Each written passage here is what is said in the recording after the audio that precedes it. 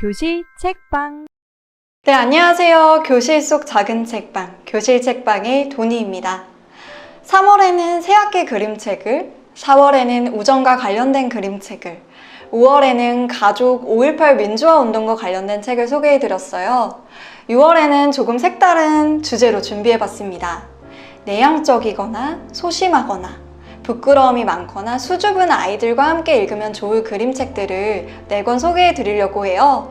먼저 제가 좋아하는 시모나 치라울로 작가님의 작품 부끄럼쟁이 친구들 소개해드릴게요.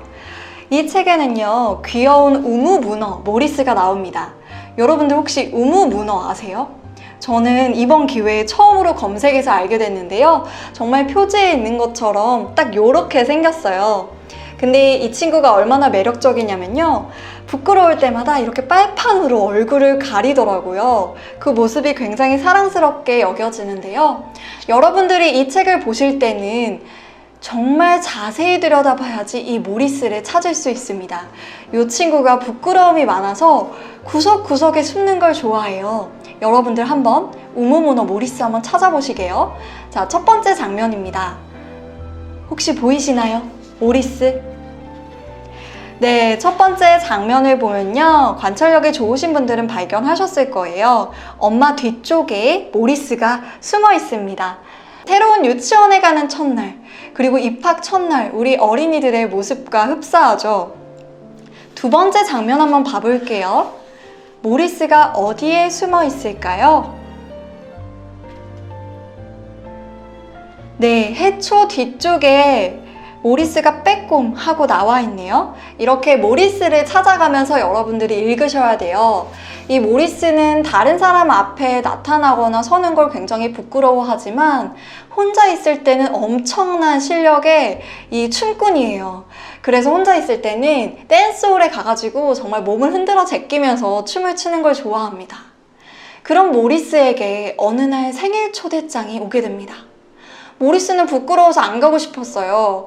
그런데 엄마의 등살에 떠밀려가지고 이제 상자 가면을 쓰고 파티에 가게 됩니다.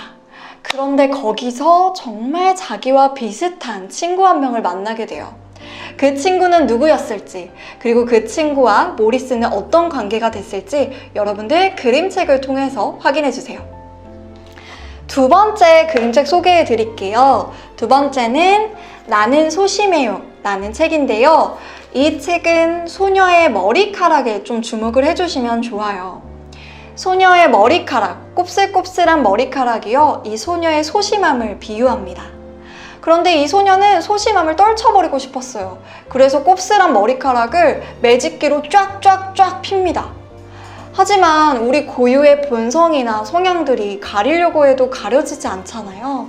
그래서 그런지 매직기로 폈는데도 이 소녀는 하나, 둘, 셋, 넷, 다섯, 6개의 머리칼이 삐죽삐죽 튀어나왔습니다. 그래서 나는 소심해요 라는 제목을 이루고 있죠.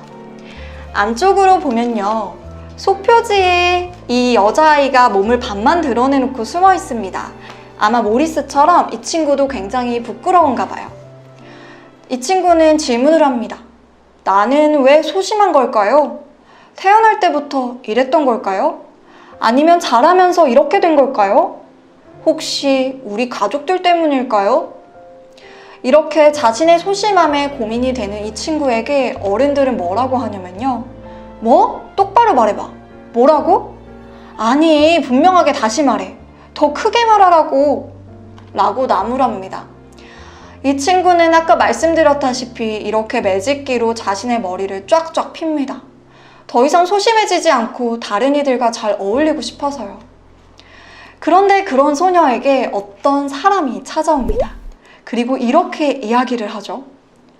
사람들은 이런 너 모습 자체를 사랑해. 소심함은 상대의 말을 잘 들어주는 능력이고 깊이 생각할 수 있는 능력이야. 이 누군가의 말은요, 소녀의 생각에 강력한 변화를 일으킵니다. 소녀는 더 이상 이 소심함을 숨기거나 쫓아내려고 하지 않고요. 그냥 그대로 소심한 그대로 내버려 둡니다. 결국에는 자기 자신을 사랑하게 되죠.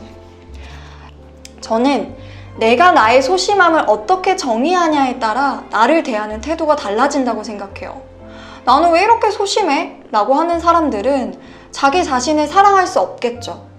그러나 나는 소심해. 그래서 다른 친구들의 의견을 잘 들어주는 능력이 있어. 라고 생각하는 친구들은 또 자존감이 높아지고 나 자신을 사랑할 수 있게 되겠죠.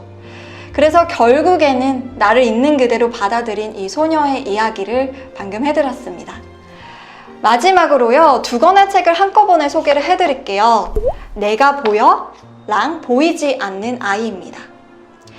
이 2권에 나오는 친구들은요, 교실 안에 분명히 존재하지만 잘 보이지 않는 아이들이에요. 먼저 내가 보여에 나오는 영우는요, 친구에게 떨어진 지우개를 주워줄까 말까 이것조차 고민하는 친구예요. 영우는 자기 자신을 투명인간이라고 칭합니다.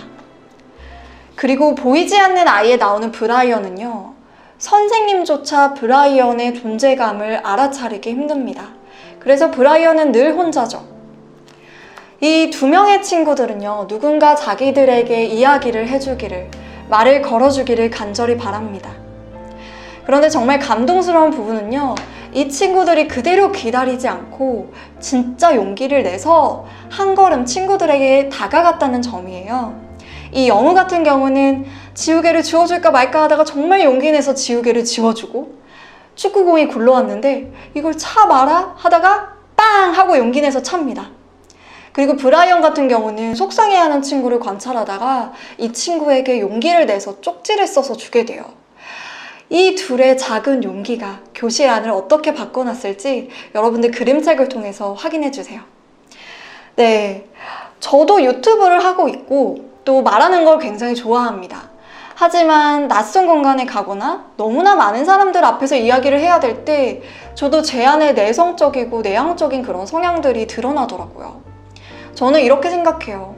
우리 모두 때때로 수줍은 모리스가 될 수도 있고 또 누군가가 이야기를 걸어줬으면 좋겠다고 생각하는 영우가 될 수도 있겠죠. 그리고 용기 내서 한 걸음 친구에게 다가가는 브라이언이 될 수도 있을 거예요. 또 어떤 날은 나의 이런 소심함이 정말 지치고 지긋지긋하다고 생각이 드는 이 소녀일 수도 있을 것 같아요. 우리와 비슷한 친구들의 이야기에 귀 기울이면서 나의 수줍음, 나의 부끄러움, 나의 내향적임, 나의 내성적임 이러한 것들을 어떻게 받아들일 수 있을지 함께 이야기해보면 좋을 것 같아요. 그래서 오늘은 내향적인 아이와 읽으면 좋을 4권의 그림책을 이렇게 소개를 해드렸습니다. 네. 오늘의 교실 책방은 여기까지고요. 다음번에도 더 알차고 의미 있는 어린이 책 가지고 찾아뵙도록 하겠습니다. 여러분 감사합니다.